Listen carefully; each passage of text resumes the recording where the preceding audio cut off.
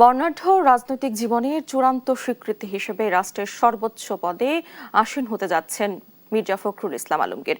দীর্ঘ প্রায় ১.৫ দশক বিরোধী দলে থেকে রাজপথে বিএনপির অবস্থান ধরে রেখে আন্দোলনের সফল চূড়ান্ত রূপ দিয়ে দলের সরকার গঠনে গুরুত্বপূর্ণ ভূমিকা রেখে এখন রাষ্ট্রপতি নির্বাচনে প্রার্থী হতে যাচ্ছেন তিনি। সংসদের সংখ্যাগরিষ্ঠ দল বিএনপি একক প্রার্থী হওয়ায় মির্জা ফখরুলই হতে যাচ্ছেন বঙ্গভবনের পরবর্তী কর্ণধার। তার রাজনৈতিক জীবনের উপর আলোকপাত করছেন সাইফুল রিপন। রাজপথের দীর্ঘ আন্দোলন সংগ্রাম চড়াই উতরাই পেরিয়ে এবার রাষ্ট্রের সর্বোচ্চ সাংবিধানিক পদে আসীন হতে যাচ্ছেন প্রবীণ রাজনীতিবিদ মির্জা ফখরুল ইসলাম আলমগীর।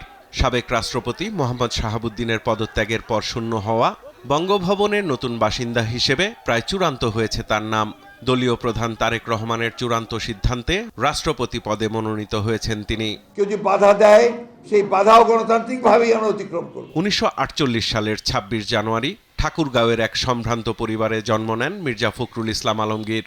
তার পিতা মরহুম মির্জা রুহুল আমিন ছিলেন সাবেক কৃষি প্রতিমন্ত্রী, আর বড় চাচা মির্জা গোলাম হাফিজ ছিলেন জাতীয় সংসদের সাবেক স্পিকার ও আইনমন্ত্রী।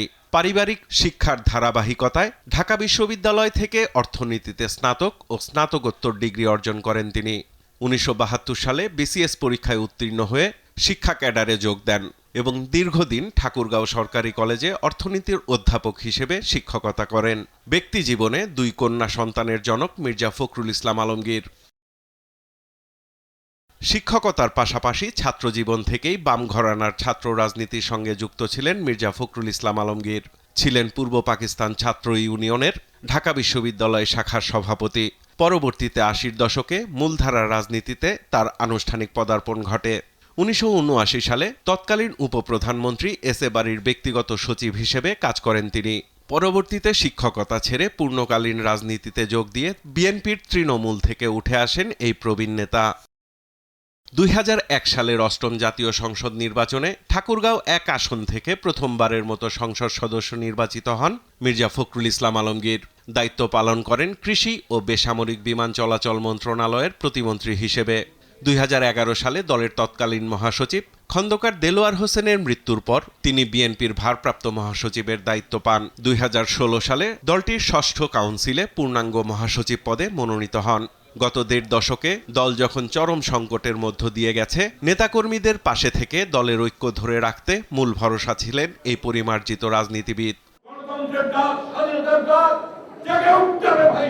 শিক্ষকতা ছেড়ে রাজনীতি, এরপর দীর্ঘ ১ যুগেরও বেশি সময় ধরে রাজপথে বিরোধী দলের আন্দোলন সংগ্রামের নেতৃত্ব দেন মির্জা ফখরুল। ২০২৬ সালের নির্বাচনে ঠাকুরগাঁও ১ আসন থেকে সংসদ সদস্য নির্বাচিত হন। ২/৩ সংখ্যাগরিষ্ঠতা নিয়ে বিএনপি সরকার গঠন করলে স্থানীয় সরকার, পল্লী উন্নয়ন ও সমবায় মন্ত্রণালয়ের মন্ত্রী হিসেবে দায়িত্ব নেন দলটির এই প্রবীণ নেতা। দলের সংকটে নিবেদিত, মৃদুভাষী, স্বচ্ছ রাজনৈতিক ব্যক্তিত্ব হিসেবে পরিচিতি পাওয়া বর্ষিয়ান রাজনীতিবিদ মির্জা ফখরুল ইসলাম আলমগীরকেই ২৩তম রাষ্ট্রপতির পদে মনোনয়ন দিল বিএনপির শীর্ষ নেতৃত্ব। সাইফুল রিপন, দেশ টিভি, ঢাকা।